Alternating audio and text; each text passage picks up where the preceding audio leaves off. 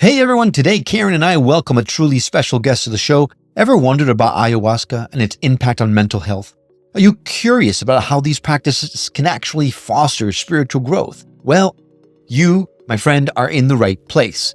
Get ready to dive deep because we are talking to a guru in expanded states like meditation, breathwork, and psychedelic experiences, and he's here to share his wealth of knowledge in all things ayahuasca, including its benefits for healing mental health issues and promoting spiritual development. Now, we'll dive into the practicalities and safety protocols of ayahuasca retreats, the importance of having proper guidance, and why thorough preparation and integration are key. And we're also going to explore different perspectives on both physical and emotional healing, how to deal with past traumas, and the potential risks of attending unqualified retreat centers. Our guest is aiming to demystify the ayahuasca experience, proving it's not just a trend, but actually a transformative process when done correctly.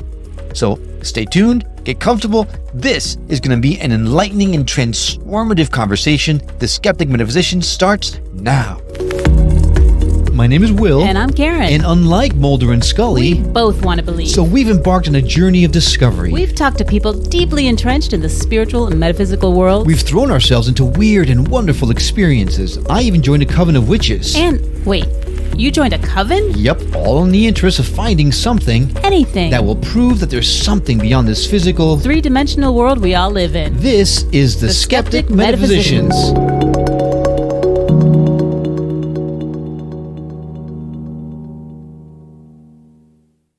Hey there, it's Will. A lot of people have noticed my little Q-Link pendant that I'm wearing right now, and they're asking me what this is. Well, the Q-Link pendant is a pendant that is helping me to feel more balanced, more focused. It has cleared my brain fog. I can concentrate more at work. It's really incredible. But what is it exactly? That's what people are asking me. Well, you know how it's been proven that everything has a natural frequency. It's also been proven that when something's exposed to external frequencies that match its unique resonance frequency, well, then that object literally becomes stronger, more stable, and its energies are more coherent. Now, this natural resonant effect operates in us, too. We sense it, we know it, we certainly experience its energies when we feel relaxed and focused, when we're surrounded by a close friend or loved ones, and when we literally find ourselves in nature. Now, grounded in these scientific discoveries and reflecting human experiences, at the very heart of all Q-Link products is the proprietary crystalline core, which they call sympathetic resonance technology, or SRT. Now, it's this SRT core that reinforces the body's resonance, returning it to a clear and more balanced natural state. I can tell you, I've been wearing it for about a week now, and it has really, literally changed the way I do things. I don't think I'm ever going to go anywhere without this anymore, because it took a minute, it took a while, and do say the longer you wear it, the more the effects you will feel. And at first I wasn't sure I wasn't feeling anything, but now it's been over a week and I'm definitely feeling myself more focused. Like I said, I don't have brain fog anymore like I used to, and I can concentrate way better. And you know what? I used to have to, first thing in the morning, get my cup of coffee so I could function. I still have my cup of coffee in the morning, but I don't feel like I actually have to have it to function anymore. And that's pretty cool. If you're curious about Q-Link and its many products, I would urge you to go into the show notes and check our link in the notes. It'll take you directly to the Q-Link page and dive into it and find out more about this incredible pendant that I'm wearing around my neck. And hey, if you have any questions, just reach out. I'm happy to let you know what my experience has been. Give it a shot.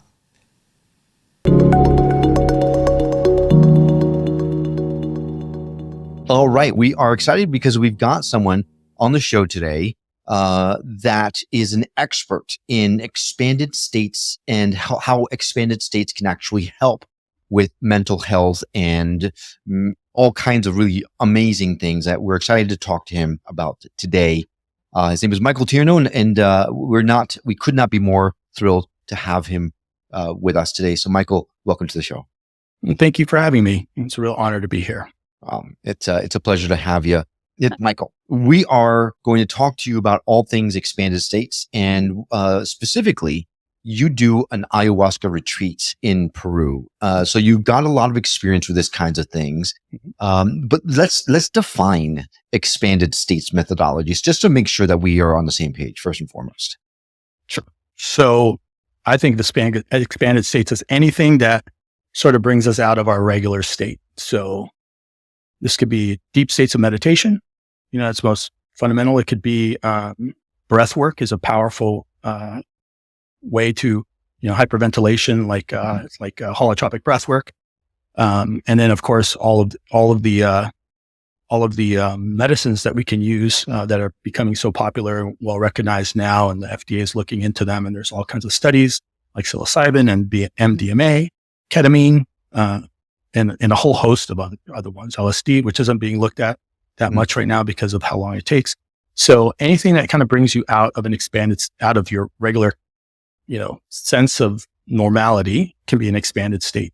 It could even be going to a dance club and listening to music real loud, and you get that feeling of a rush and like the crowd and stuff. I consider that to be an expanded state. So it's more levels of degree rather than kind, because expanded states is just anything, in my sort of vocabulary, to encapsulate everything, is anything that is outside of the regular, what you or I would consider like a regular state of being. Okay. So how does being in an expanded state, how can that be helpful? I think the most simple way to describe how it can be helpful and why it's helpful for so many things is because it gives you a different perspective. Just think about any time you have a different perspective. So we're always kind of looking through the lens of our experience and our worldview. And whenever you're in an expanded states, whenever you can be in an expanded states, it gives you an opportunity to look at the same thing from a different perspective. Classically, some examples are, let's say you're working with one that I like to use is thinking about our parents. Lots of times people have a lot of anger towards their parents, or they could have done better or whatnot. One of the things that I've witnessed many, many times is a realization of seeing things through their parents' eyes, not literally, but recognizing as if I was a 40-year-old person and realizing, my dad was only 30 when he had me, and he was like younger, and I'm struggling hard. When we think our parents are like, just can do it all, and we put them on this pedestal, and then recognizing that they were people too doing the parenting thing for the first time with their own list of struggles and baggage and trauma and all that kind of stuff. A lot of times seeing that perspective, whereas always blaming them for not doing things the way you wish they had been done, and saying like, wow, they were really trying to do their best, and recognize that from a deep, primordial place. Right. That's a different perspective. And it can be for anything. So I should mention that our mothers are watching this right now. So Are they though? Be careful. I mean, hopefully, but No. So everything you said, 100%, Mom. But you think about, and I have thought about like situations where my family, my parents did their best, but I guess I never really thought of it like with the grace I've given myself, like, I've never done this before. Well, they had never done it before either. So yeah, when you put it in that perspective, I'm like, okay, right. Maybe, things are different than I thought. And that's the thing, right? When people think about expanded states, ayahuasca, psilocybin, all the kind of things, you think about, it's a drug, right? It's something that makes your mind think in a different way. And, because of all the stuff that's happened in the 60s and 70s, I got a bad rap. But to Michael's point, there are a lot of studies right now. We talked to Jonathan Robinson, who talked about MDMA, that helped PTSD tremendously. Yeah. But I loved the fact that you called out so many other things other than just ayahuasca, psilocybin, MDMA, and LSD. You actually talked about breath work. You talked about dancing. I mean, it is like any kind of shamans, right? Native Americans use drum circles and dancing to get themselves in a different mindset. So I love that we're expanding the conversation. This is not just about ayahuasca and drugs. It's actually about finding a way to alter your state of thinking so that you can allow alternate methodologies to come in. Yeah, does that make sense? Yeah, alternate perspectives is how I like to phrase it. That's great. So when you're when you're dancing or listening to the trance music, how do you and you get in this state, and then when you really want to start thinking about things later, like, once that music's gone, how do you stay in that state so that you can really kind of think about these things that you need to work on? That's when you use mushrooms.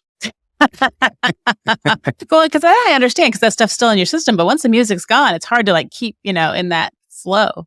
Right. Well, with all expanded states, the reason they're, expanded and why they're not part of regular reality is because if you were in an expanded state all the time, you really couldn't function.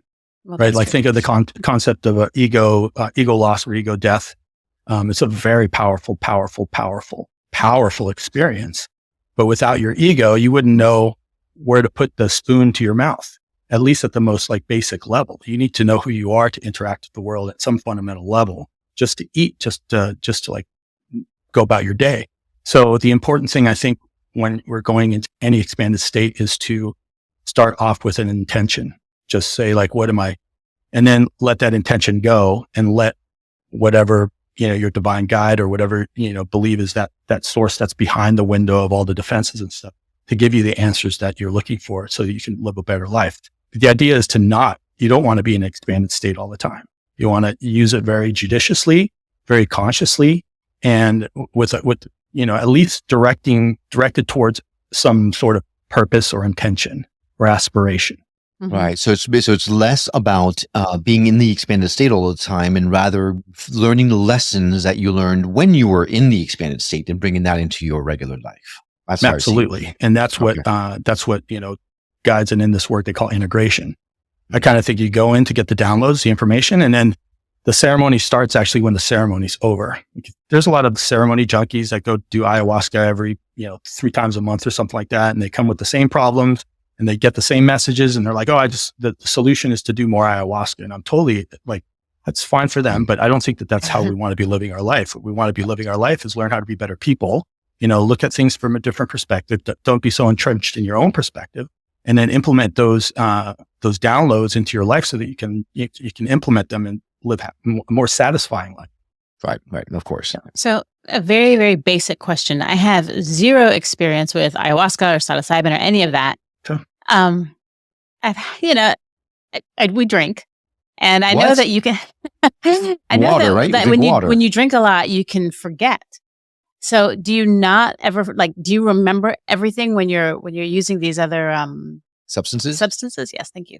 Absolutely not. And that's one of the many benefits of sitting with a guide rather than doing this on your own is because you do forget a lot of the entire experience that's fundamental to every experience in life. I mean, if I told you to recount your day today, you would forget a whole bunch of stuff. So just like those things, just these experiences just happen to be more profound. But I think the key takeaways in general, people will hold on to them and will say like, oh, I really got to make amends with this person. I really have to stop drinking, or I really have to, cut down on my marijuana use or whatever. I have to talk to my partner about this, that, or the other thing to reconcile the situation that we've been struggling with, or whatever these things are. So those main takeaways will come.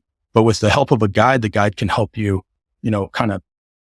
the guide shouldn't be directing the experience, but they should be sort of holding the container for the experience, writing down notes. I always tell people, like, if there's anything that you want me to write down that's important, just say, can you write this down? It doesn't even have to be the full thing, but just a memory trigger so that they can come back to what it was that they were thinking at the time. And then there's other strategies you can use. For example, you can record a session and transcribe it, which is a technology that I'm at the forefront of. Oh. And there's all kinds of things you can do, but you're absolutely right. You're not going to remember everything. There's more. If there's more actual experience, moment to moment, and some of these more intense expanded states than your experience right now.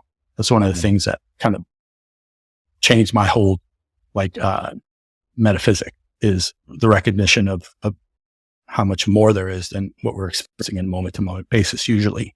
Right. That makes sense.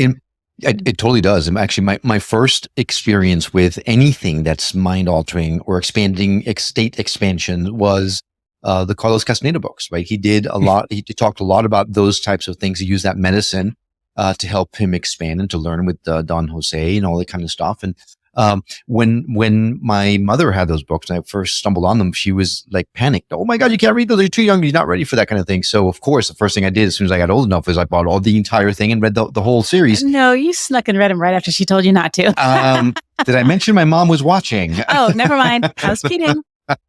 But that was my first intro into anything expanded states, and then after that was the movie with William Hurt, Altered States, which freaked the living crap out of me. And that was just sensory deprivation chamber, right? That caused all that kind of thing. So,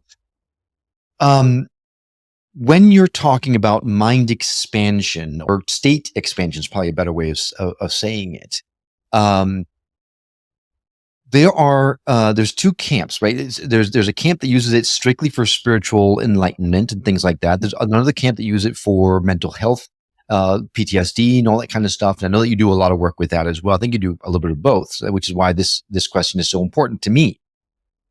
There are people out there who believe that utilizing these types of substances or these types of, whether it's breath work or whatever it is, or expanded states, is kind of a crutch to reach that enlightenment or whatever they're looking for. What do you say to people that feel that way? Do you feel that way?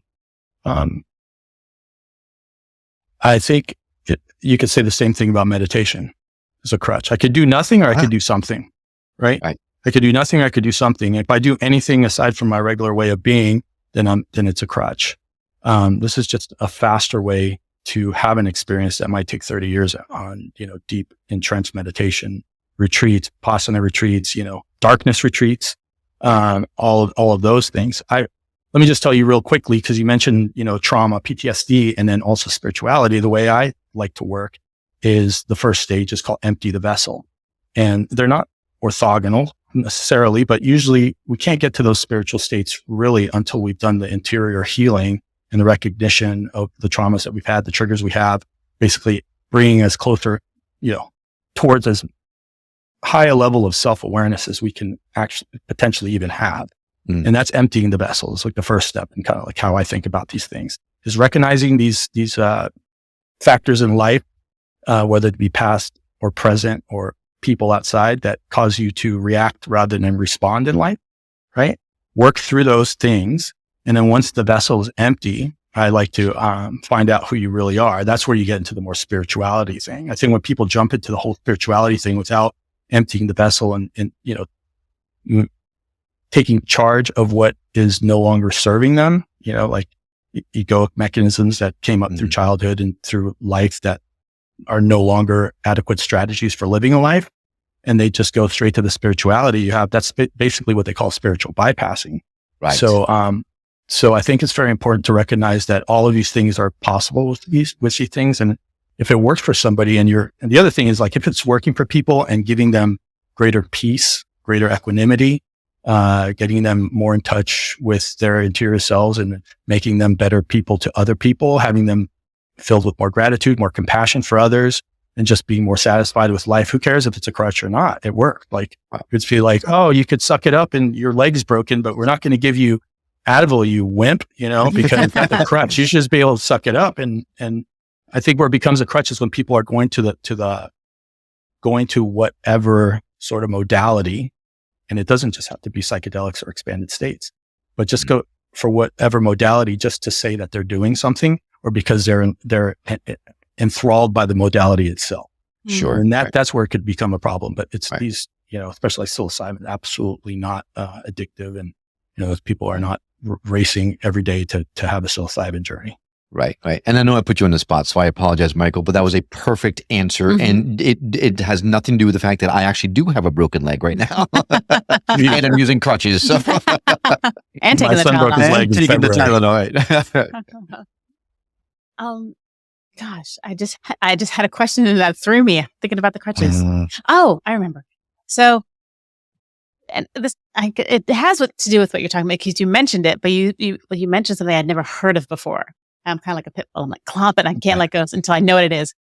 You said something about a darkness retreat. That sounds a little freaky to me. So what is that? It's a retreat that's in darkness.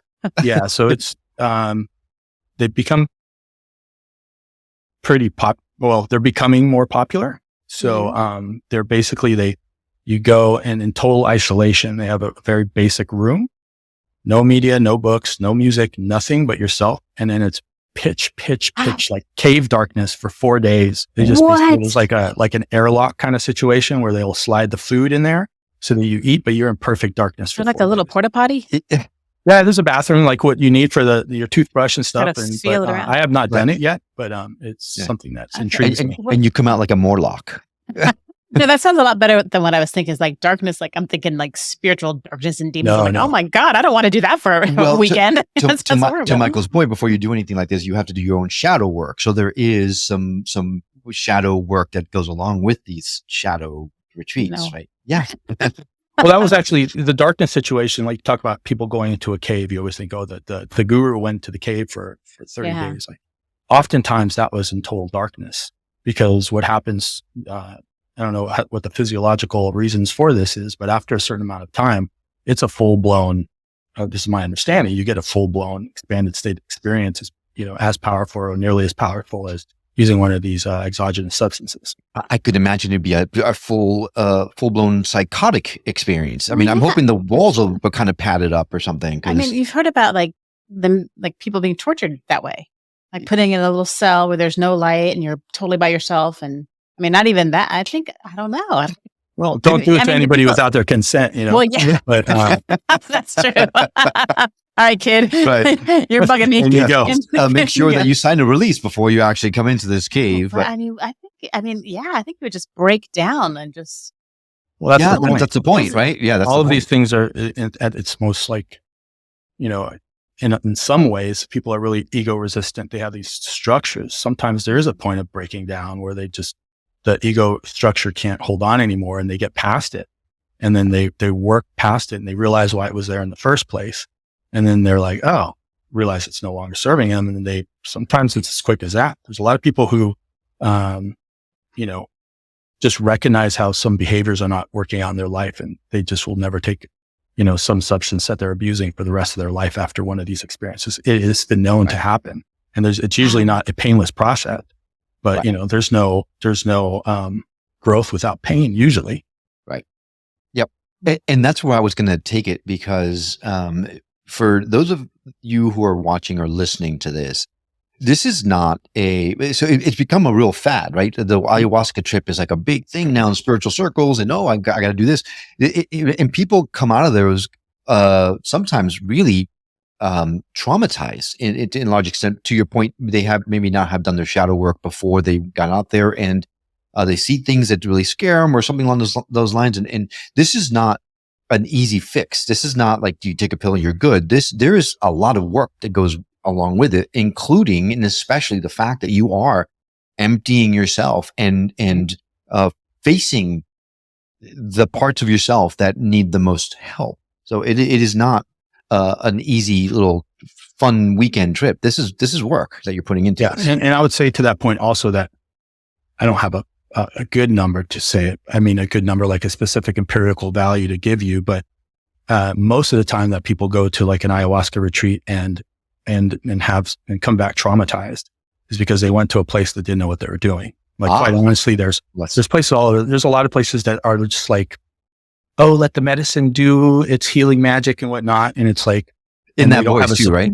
Yeah. They don't have a support. The retreat center doesn't have a support structure. They don't have knowledgeable retreat facilitators who know how to work with people both during and after the experience. And they're kind of most retreats. I'm going to say 75% of retreats. Basically, you have your experience and you're sitting in the hammock for the days that you're not. There's a little bit of interaction, but it's not like a real thoughtful approach towards integration and the actual experiences themselves. They'll just let you go through it. Like at Heart Sanctuary, the one that I co-founded, we have a process. Someone's having a hard time. They say help. Only one of the facilitators will check in on them. If they need to go outside for some air and have a conversation and a change of place, they're not going to be just left in the dark room to like work out their demons. We've never had anybody say anything, but this was the best experience of our life. And I think it's because we're not of the just let the medicine do what the medicine does sort of thing. And the people we have working down there are super high integrity. And I could say that for a lot of other places, but it's not the case.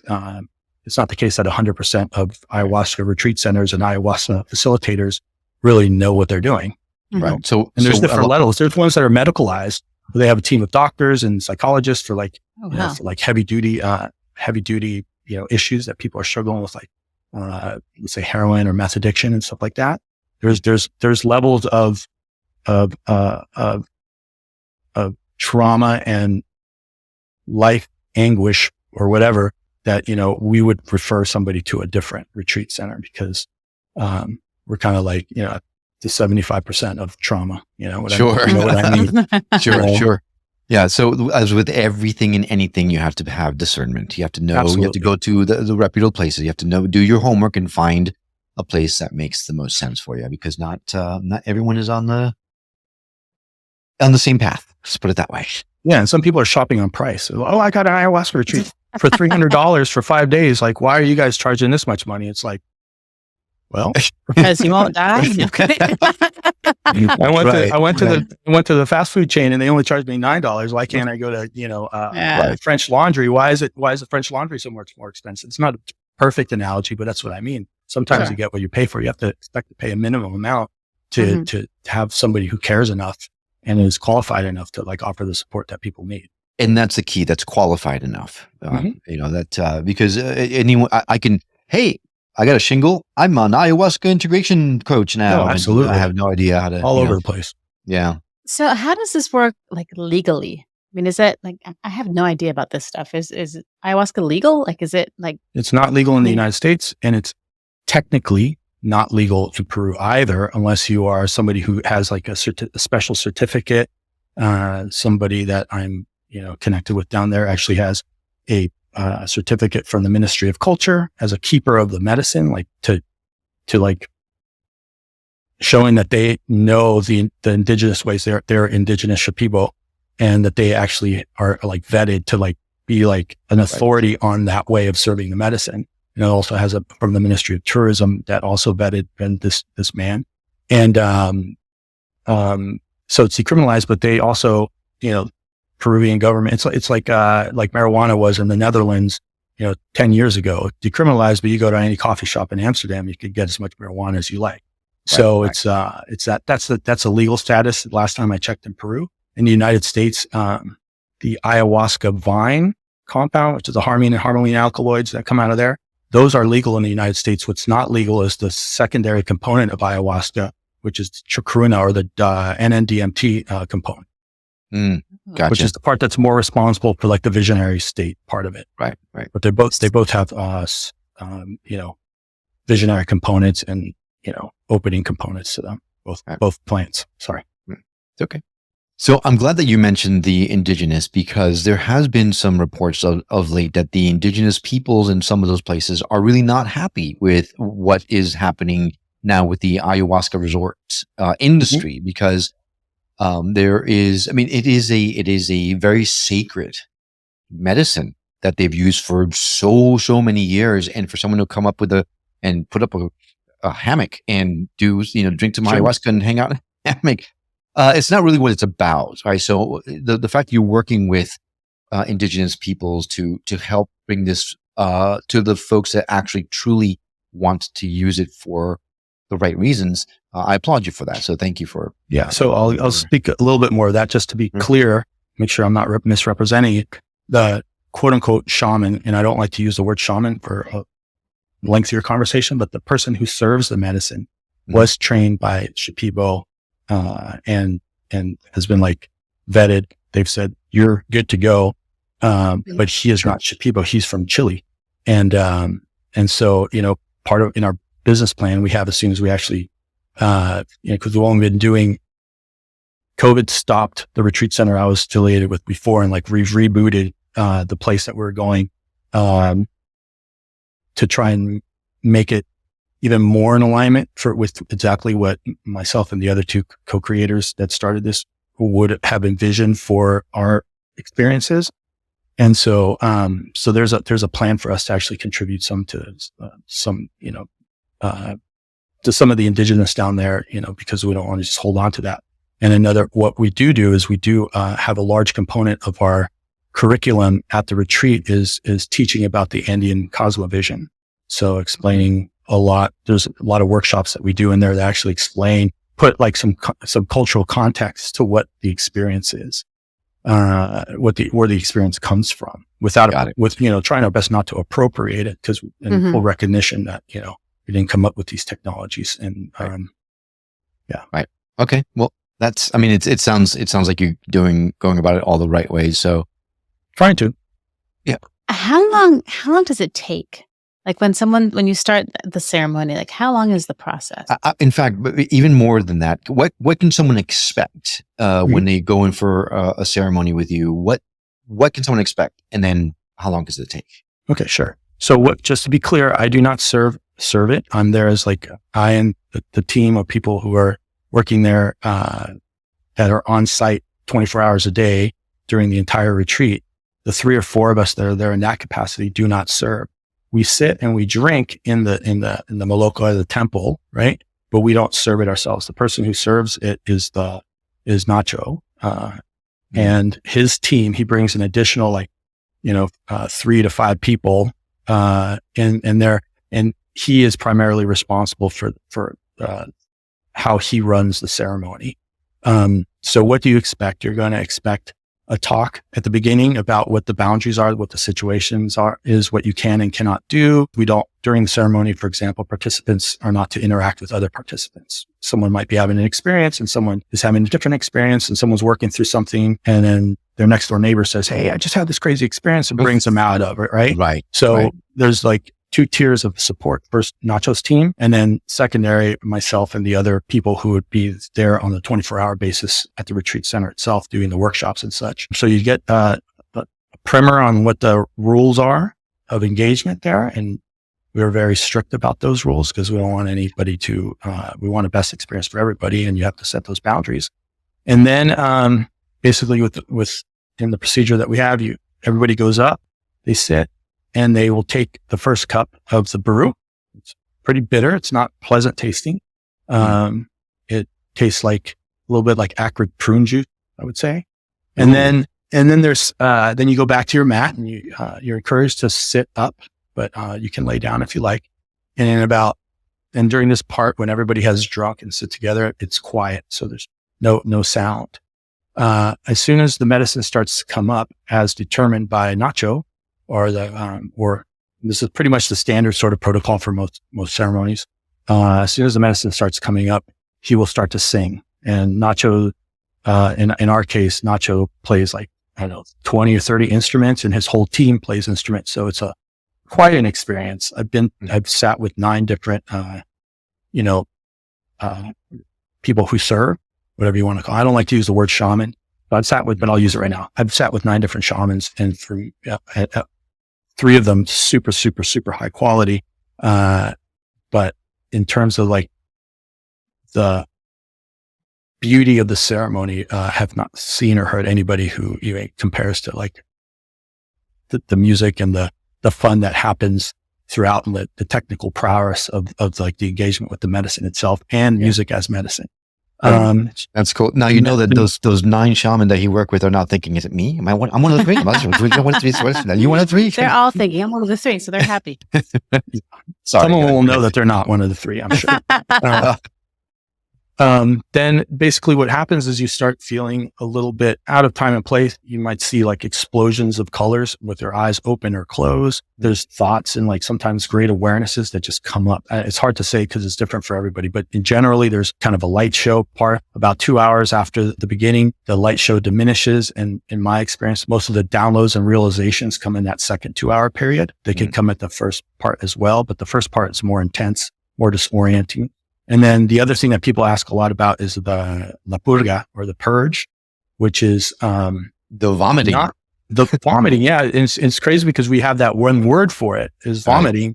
Right. And before I got invested in this work and working with ayahuasca and such, I imagined being drunk at a party and having had too much to drink, or being sick from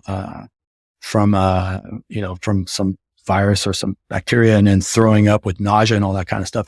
And not to say there couldn't be nausea, anything is up for grabs, but typically it's something else, that is coming up in an energetic way that seems, it just seems like there's an association with something. So the best way I can explain what this is to give you an example. Okay. If you're cool with that. Absolutely. So, I was doing a ceremony, I don't know, some point in time as a participant.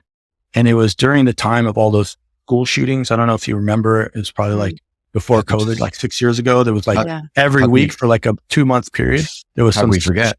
Yeah. But it was like, just like bam, bam, bam, like every week. Yeah. And as a person who has no power to make any or a solution for that, I had unknowingly been harboring this deep sadness about hearing about these children and their families and all this kind of stuff. And it was just kind of like hearing it and kind of like not really knowing how to, like, what to do with it. Right. But just hearing it and hearing it, and hearing it. And so my purge that night was basically a real realization, that I wasn't doing a good job of defending against the sadness that was coming into me. I was just not recognizing it. So the sadness was coming in, and I wasn't dealing with it or recognizing it or giving it its proper attention. And then all of a sudden, once I like fully realized this, I felt like this tingling sensation coming in from all sides. And then all of a sudden, right into the bucket. And it was like, and the experience, it was of purging out sadness, all the sadness connected to all that. And I felt light after that. I was like, whoo, didn't even know that was in there. Pay attention, Mike, because when the news gets, hairy like that, notice if you're feeling that sadness, it is affecting you or not. So there was the awareness of how I might process future news events. And there was also the recognition and the release of the sadness that I'd been holding. Right. Does that make sense? The other thing is, the purge itself, does not look like normal food vomit. So you can imagine 30 people. This is one of the questions that I've asked a bunch of people. No one's been able to give me the answer. It's like, why doesn't it smell in there like a bunch of people vomiting? Because it does not. It doesn't. Smell at all. It does not. And I've, asked a couple and they're like, I don't really know. That's just the way it is. So it does not smell at all like a whole bunch of people vomiting. So what comes up also doesn't look like vomit. It's usually like black and sticky, like more. It's kind of a weird thing. I don't. It's there's not a lot of people.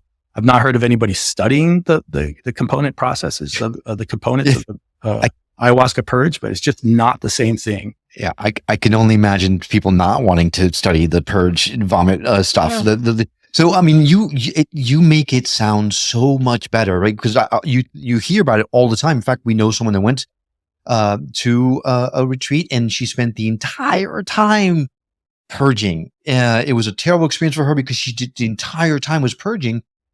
And then I think it was the second time she went. But anyway, it just sounds terrible. And you think, right, to yourself, when you mentioned when you were drinking, right? When you're drinking, you are poisoning yourself. So your body is like, blah, and expelling all the poison. So in a way I see it, the way I heard it just now, is you're expelling the poison inside of your soul. And that, when you think of it that way, that's a beautiful way of thinking about it. I'm not sure if I want to do it still, but it sounds way better than vomiting up what you just ate the day before. It does. So how aware are you during all of this? Because so I saw the movie The Doors, and maybe that might have been peyote. I don't know, but he was like woo out of it. But you're telling me that you can know not to talk to your neighbor and know to grab the bucket. You're not just like a hot mess going through all this, because that's what I imagine. I just the way people described it to us makes it sound like you're just out of it. Well, there's different degrees. Like I've done it a lot of times. Enough times. People who have done it, there's a way of finding yourself in the space, in that, expanded state where you can, that's how, Nacho, he drinks like 150 times, a year, right? Cause he's running all these retreats and dietas and all this kind of stuff. And he's playing literally, I've seen him play, a flute with one hand, sing, go back and forth from the flute, and playing tablas with the other hand and shaking a tambourine with his foot simultaneously. And, between he and I know that he actually drinks more than the participants, but he's just used to be able to operate in that space. So it's like if in anything, as you do it more, you're just more attentive to what's going on, and able to experience it. I have a challenge out there for like real people who would consider themselves ayahuasca connoisseurs, and it's only for them. I have because I'm part of this guide network, this guild of guides, and I said if anybody wants to go down there, and to check it out, because I'm looking for them to refer clients to that retreat center. I say, you go down there, and if it's not in the top 5% of your experiences, I'll give you money back, like straight up, because I know it will be. And the reason I can only tell that to people who have a lot of experiences is because someone who's gone for the first time doesn't know what even is going on, and they're kind of lost in the sauce, and they don't realize what is actually going on. But someone who's comfortable in the medicine space, they can see like, oh, I know what's going on. I understand what the facilitators and what the shaman are doing.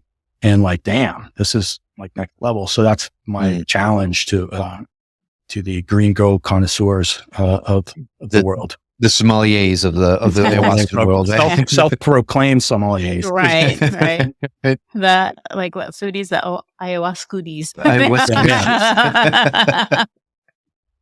Well, cool. I mean, it sounds like an incredible place. But it also sounds like you don't want to be in a room when it's all first timers. Right. Yeah, you know, people handle themselves quite well, because you're not going to be walking around. You're on a mat, right? You're comfortable, and there's a lot of people, at least at our place, there's a lot of people looking out for you, and you can always remember to say help and someone will attend to you within, 30 seconds. Someone will be at your side to, sometimes it's like help, and they come up, what's the matter? It says, I can't find my water bottle. Oh, okay. Well, here's your water bottle. Sometimes, so it's not as, of course, it's not as, you're not as lost in the sauce as you might think. Okay, and it also, so ayahuasca in particular comes in and out. Like it'll come up super intense, and it drops down a little bit, and then it comes up and down. It's kind of got this, we call it like a snake pattern of a snake going up and down. So that's just metaphorically. Right. So you've got some self-awareness. Right. So how long does the full trip take? Yeah, it's experience. The peak hits from you drink at T equals 0, right? At T equals 30 to 45 minutes into it. So you start to feel the effects. About an hour to an hour and 15 minutes later is the peak. And then it kind of comes down in kind of a wavy pattern until it's complete at, by 4 hours, you're pretty much done. In 5 hours, almost everybody's done. If people have chosen to drink more cups, they might go into the 6 hour mark, but, cause you can, throughout the ceremony, you have the opportunity to drink more. Like you will open the window and say, does anybody want some more? And you go up there and they'll give you another cup, 2, 3, all you can drink. Wow. And all you can drink ayahuasca buffet. That's what you got it. You have I'm a one-hit wonder. I would take like a sip of the cup and I'm good. I think I'd be like tripping for 5 hours. I think, just that one little thing. I don't think. Are you sensitive to other medications like anesthesia? Very much so. Yeah. Very much. So that would be something that we would, or Nacho would consider, because we have an intake form. So it's like people say like, oh, I'm very sensitive to stuff. The first night is the opening. It's a smaller, amount for everybody. And then, so you can get your bearings. And then if you want more, you can drink 5 cups if you want the first night.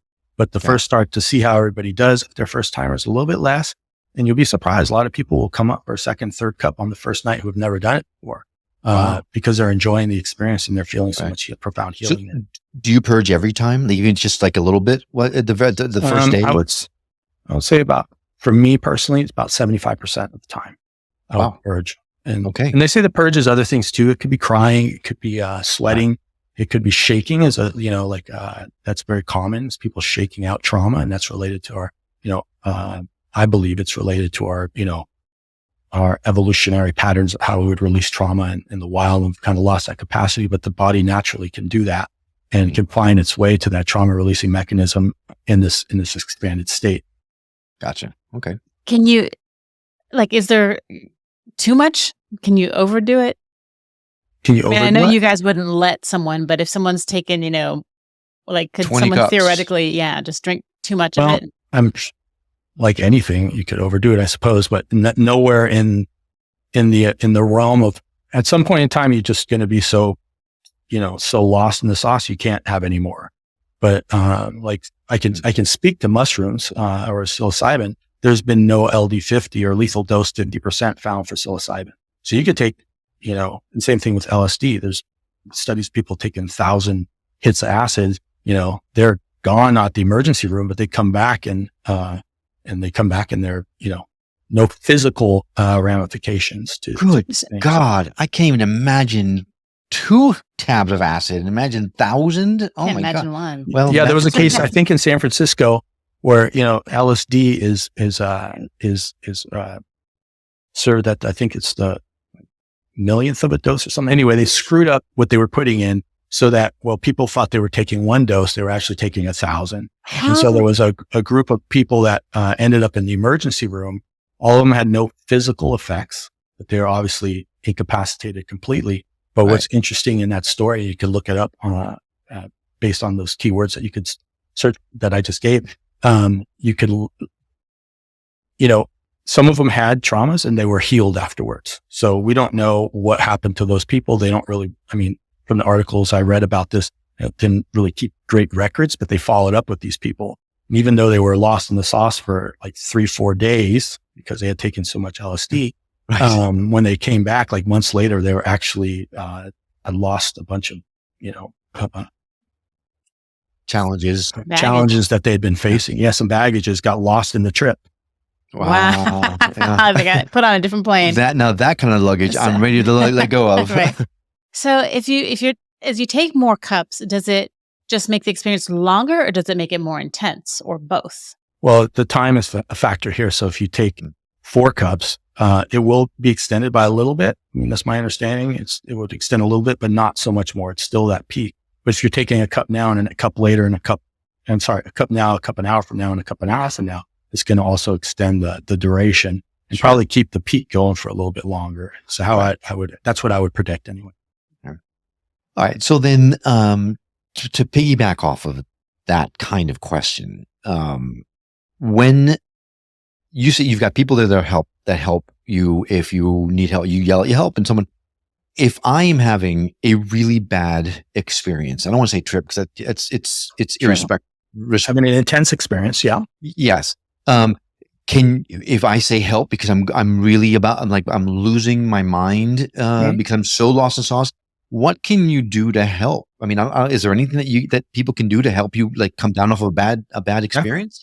Absolutely. Well, first of all, absolutely. There's a whole bunch of stuff to do. And that's why these things should not be ever taken by yourself, especially if you don't have experience with them. But it could be as simple as holding the person's hand that tethers them to I'm not actually dead, right? Or whatever they're going through, tethers them back and actually distracts them from what was going on before, taking them out of the setting. So helping them out to the outdoors, which is right outside the temple, for example, there. So they get the fresh air and all of a sudden they can ground themselves and okay. It's just a matter of interrupting the cycle of thinking or experience that was happening at that. It's as simple as that. If it's on a one-on-one session with psilocybin, for example, you could just tell them, okay, I want you to breathe a certain way. And then there's certain breath patternings that you could do with a longer exhale, and just distracting them and telling them to think about their breath, put their attention on the breath could be enough to interrupt the cycle. So I think there's a misunderstanding that people will have a bad or an intense experience or what you're calling a bad trip, but not, and that you're unable to extract yourself from that. But in my experience, you're with, proper people who know what they're doing. It's nearly 100. I've never seen him not be able to extract somebody out of something where they're asking for help with. But oftentimes at the same time, those challenging experiences are the experiences that you actually need to go through in order to do the healing. So it's best not to intervene, unless the person's actually asking for help. Sure. And intervene minimally so that, enough, but minimally. So that they can get what they need from that. Right. Yeah. Now, are there any sort of prolonged side effects like flashbacks or anything like that? No, as far as I know, the only psychedelic that I've heard of that actually has legit flashback is the 5-MeO-DMT, which is the toad. Oh, yeah. So that's known to regularly. If you do that, they will tell you to expect flashback. But the flashbacks aren't full blown, loss. They're just a little bit of a sensation of an opening feeling. They're not. That's my understanding. I'm not really well versed in 5-MeO-DMT. Okay. Well, then let's dive into the more of the scientific. We talked about the experience and all kind of stuff, and I do want to know a little bit about how you got into this. But how does this help? I mean, I assume it rewires the brain some way so that when you get out of it, because I know that you use this to help with mental health challenges, PTSD, that kind of stuff. And we had the amazing Jonathan Robinson on a while back to talk about MDMA that they're testing right now for PTSD specifically, for example. But how does that work? How does taking ayahuasca, psilocybin, MDMA, anything like that, how does it change someone? Because we've heard it happens after even sometimes one dose or one experience. Oh yeah, absolutely. Happen after once, and it can happen after one dose, or one experience, I should say. And it's also important to say that that's not always the case either. Sometimes if you have to implement what you commit to, after one of these sessions, the integration part. How does it work? That's a tricky question. I mean, the indigenous will tell you a completely different mechanism of action than somebody from Johns Hopkins, for example. And how it actually worked is, I don't think people totally know. I mean, there's some stabs in the dark at how it actually might work, but I think it has to do, I mean, you're asking what I think. So I couldn't tell you if this was right or wrong, but if you just think about the known neuroplasticity and neurogenesis that happens after these things. So there's all kinds of new neural connections that happen, and just know that that's happening, right? So that does happen. That's been known and studied across most of these, definitely across the ayahuasca and the psilocybin and LSD. So knowing that, and then using the analogy that's used in Michael Pollan's book about the ski slope, right? So do you know that analogy? Have you heard of it before? Well, I'll tell it to the audience because not everybody will know. So if you've skied before, like you go in the mountain, so we're going to say like when you're a child, the whole mountain is, you get the freshies. There's nobody skied on the mountain. They've groomed it. It's all nice. You can go anywhere you want because there's no tracks to pull your skis in a certain direction. Right. Over life and through trauma and whatever happens through the experience of living this life. Now I was thinking about going further into the ski day. Tracks start happening in the mountain, and like all these people have been skiing the same trail. All of a sudden it's harder to get out of that rut. So you're thinking about the same thing, and it's leading to the same behaviors and the same emotions because you're kind of in this rut, which is like a ski track. And so what happens oftentimes with these medicines, whether it's a function of the medicine itself or it's the function of grooming the mountain again, making all these tracks smooth for a bit and having the shift in perspective so that you're looking at the same problem from a different sort of frame of reference. And together, those two things allow you to make new tracks in a more directed towards a better way of a new way of being in the world. So make new tracks. I love that analogy. That makes so much perfect sense. It does. It's a great way of looking at it. I really love it. Mm-hmm. And then also when you're over your skis, that makes more sense too. So then what, you have some experience, you have quite a bit of experience in this. What kind of things have you seen it help with?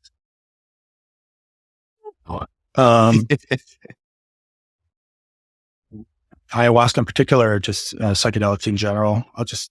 We'll stick with what I've seen is, I mean, I've seen from physical things, like I'll give you one example for the physical. It's just a super small, seems kind of not that important example, but it's true. It's my experience and I wasn't expecting this. So I used to be prone to, when I get stressed out, or those fever blisters, those gnarly like canker sores or whatever that's on your mouth. On your lip. And I used to get them about once or sometimes twice a month if I was dealing with some stressful stuff at work. Right. And I didn't come in. This was not an intention for me at all. I just thought that this was my life. This was just part of living, and other people get them. And, 90% of the people have that oral thing. And during my first session, I heard a voice saying, "This is going to hurt." And what I experienced was, because I had one at the time on my first, because I was nervous traveling by myself and all this kind of stuff. So I actually had one of those fever blisters, and it felt like someone was putting a Bic lighter up to my lip for about 2 minutes. Good God. 2 minutes. And that was 10 years ago. And in that time, I've only had 2 in the last 10 years. Wow. So that's an example of one, right. Of a physical one. I have more examples of physical healings. People have healed, greater things, but I think it's important to, talk to your doctor and all that kind of stuff. Oh yeah. This isn't the thing, but I know that some physical healings can happen. And then just a lot of self-awareness of like how you've been operating in the world, in ways that are not sustainable and not real for having a good life. I'll give you another example from myself because it's the easiest to conjure up since they're the ones that I've thought about. I realized when I first went to Peru, one of these days I recognized that there was like some kind of shame inside this person, inside Michael Tierno, right? That I wasn't quite aware of in a surface way day to day, but it was there all the time anyway, operating. I don't know, from a child, I didn't even know what it was from. And I did the kind of a mental arithmetic of figuring out that there didn't seem to be any basis for carrying around this shame, and I let it go. And I also made the connection of like that this shame was tied in some way to drinking too much at parties and whatnot, like using, using the alcohol to overcome this internalized shame that I was experiencing, on like a base rate and not aware of. And then I stopped drinking for like 3 years, like just not a single craving. That actually happens a lot. People giving up habits, either stopping completely or decreasing a lot. Other things like, if your partner may be at odds, I have like not such a great relationship sometimes. And then you realize maybe your contribution to that thing, you can come back and say, well, I just had this change of reference and I kind of understand what you've been yelling at me for the last 5 years or whatever. I'm just making things up now. Right. The classic thing for PTSD is separating out the chain of events that happened during a PTSD episode where they feel like they're actually re-experiencing the event. Firecrackers go off and someone can't help but just immediately shift into that zone. Is the capacity for the human being to sort of separate those different components and like realize that they are no longer in the situation where the reaction is the required reaction to a loud noise, for example. And over time, they can make, using the ski slope analogy, they can release those sort of connections so that people can then, all right, I'm not at war, or I'm not being, yelled at by my parents, or whatever these things are that can lead to PTSD. So that's just a small subset of a huge, those are just a few examples. Right. Well, I like even more now that ski slope analogy, because you think about, you can go to counseling and they could say, well, this, and this. But unless you kind of regroom or, change your way, have that physical change of your way of thinking, it's up to you to decide whether you're going to implement or not. And that can be really hard to do. So I guess it would help with that. Absolutely. Yeah.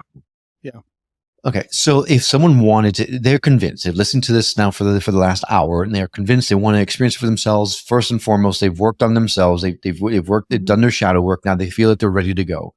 Mm-hmm. How does someone discern? How does someone decide who they go and do these ceremonies with? What's the best way to pick somebody? All right. So first, let me just tell you what the biggest problem is that most of don't go to friends and family necessarily. Right. You're necessarily right. Well, the first it's kind of tricky, right? Because most people have only experienced with one person. So they've gone to one place and they have an experience, 90% of the time it's going to be powerful and life changing, right? So you go to this one person, they have experience with one shaman, let's say, and they think that this is the guy, right? And they tell everybody that this is the guy. So I think one of the things is to do a little bit more investigation as to what, like in terms of an ayahuasca retreat place, like what is their kind of like, look at what they're offering besides the medicine, look at what their approach is in terms of how they serve it, like what their philosophy is, look at what their approach to safety protocols is. Do they have one? How much what is their, how do they handle difficult situations? Like if someone is having an intense experience, if their approach is to just let the medicine do the work and let them writhe around as long as they want under the assumption that they're getting what they need, right? That would be a place that I would definitely just cross off my list right away. Right. And that's actually now that I'm thinking about it, that's actually what I would ask your friend that went to an ayahuasca experience and he only has that one. Ask him, well, how did they take, this would be the question I asked, and I just came up with it right now. How do they take care of people who are having a hard time? And what are the rules of engagement in the ceremony? And what other sort of integration activities do they offer besides the actual ceremonies? Those would be the 3 questions. And if they say, well, they actually have a really good protocol that if someone is, needs help, they have an identified protocol to engage with people who are having a hard time. That's a huge green flag. Okay, they know what they're doing and they're not just going to quote unquote let the medicine do the work.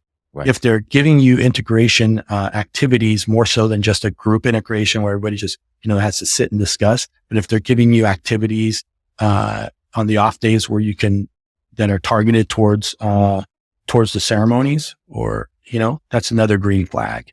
Right. And then what was their experience? How did they feel? How well did they feel attended to and listened to and understood and held in the container of healing by the facilitators who are running the show, right? Did the people who were running it, were they really keen and interested in understanding what my experience is and working with me to help me sort through what could have been the most profound experience of my life? Or they're kind of like, they kept to themselves and they just kind of let the thing run itself. Right. Those would be some questions that I would ask for a retreat center. All right. Primarily. Cool. All right. So I feel way, way, way more educated on ayahuasca now. Me too. You've cleared up a lot of myths that we've heard, and we're excited. So if someone wanted to reach out to you specifically and wanted to work with you, what's the best way for someone to? Well, my personal website is michaeltiernoguy.com. That has everything on there, but it's, there's a lot of information there. There's a whole bunch of essays I've written. There's a whole bunch of content there.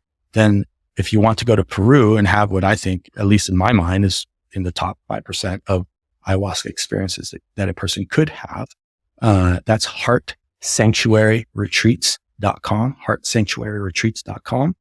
And then if there's men out there that are interested in something that at the moment is focused on men, we have something happening in the United States a few times a year, and that's called Men of Integrity, and that's moi.community, moi.community. And we're going to hopefully have we will have some events for women that will be run by women in our broader community, but that's, just future state. That's for the futures. Yeah. Sure. Okay.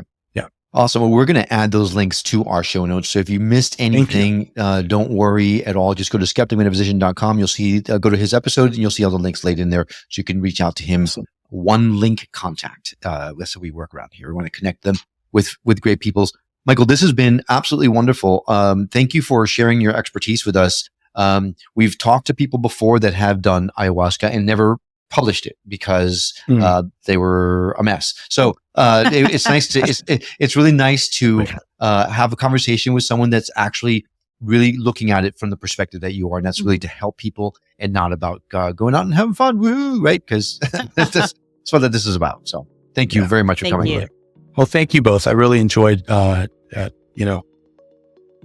speaking about this stuff really helps me, understand what I know, so to speak, if you know what I mean. It's fun, and it's very fun to, most of the other podcasts that I've done have been on other topics. I didn't know, I wasn't so sure. I wasn't quite realizing we're just going to be talking about ayahuasca today, but I was happy to. In all honesty, I didn't expect us to talk all about ayahuasca the entire time either, but it just worked out that way because that was great. Didn't realize we had as many questions as we have until we started talking about it. So they were great questions. I mean, I really appreciated you guys and appreciate you all. And I'm glad to have had this conversation with you. Well, thank you, Michael. It's been a pleasure to have you as well. And a huge thank you to you. If you like the show and the guests that we bring on, then you're definitely want to be a part of our inner circle. See, the inner circle is absolutely free to join, and it gives you an opportunity to not only interact with Karen and I, but you'll also be able to engage with fellow listeners like yourself. You'll also find tons of discounts for services from some of our past guests so that you can check them out for yourself to see which path makes the most sense for you. We're also going to be doing a lot of great giveaways like free sessions from some of our guests You can gain access to behind-the-scenes videos, even get the chance to be on the show with us. All the while, you'll be helping the show grow by letting people know about us. Did we mention it's 100% free? Check out our show notes for the link to our inner circle and join today, and then drop in and say hello and tell us what episode you heard this on. We might just give you a shout out on the show. Well, that's all for now, but we'll see you on the next episode of The Skeptic Metaphysician. Until then, take care.